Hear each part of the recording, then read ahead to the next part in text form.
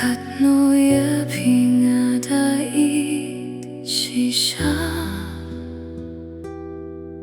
Palay yang abhim chus ngao thu Pait ban kroya pi kalapyang Satang ki jing khublay pakhatu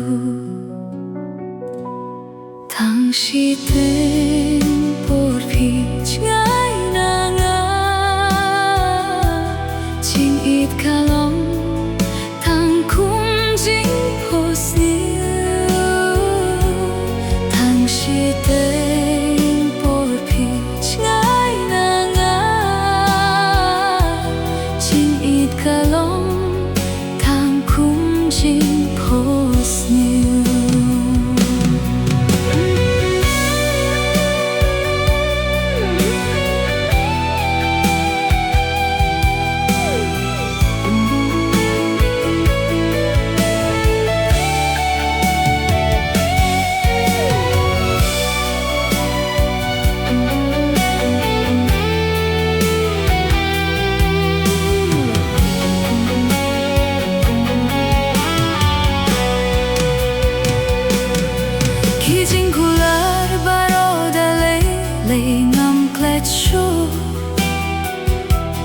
Kerteng jong pi bang ala to hado nut kin om dam shu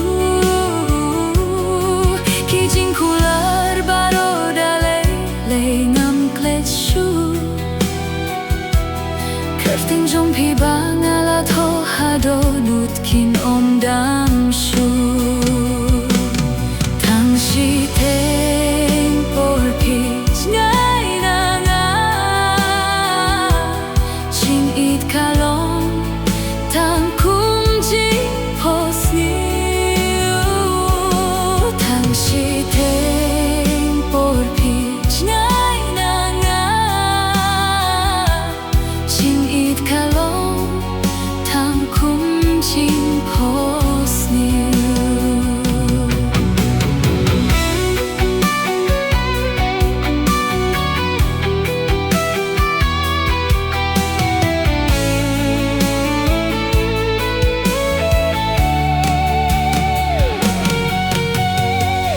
Jing ken mo hanga kin yai sa Pan klet ya pi balay ngam la Satang har ngai ki jing pos niu Hanga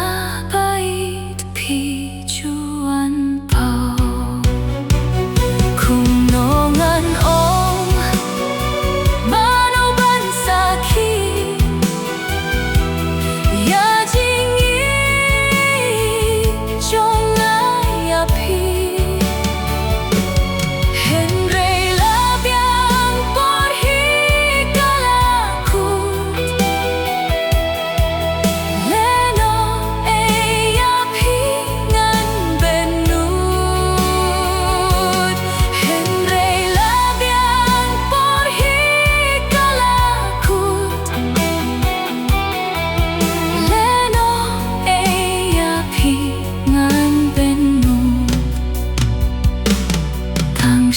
당시된 볼빛 ngay nanga Chinh ít ca long thang cung jing pos niu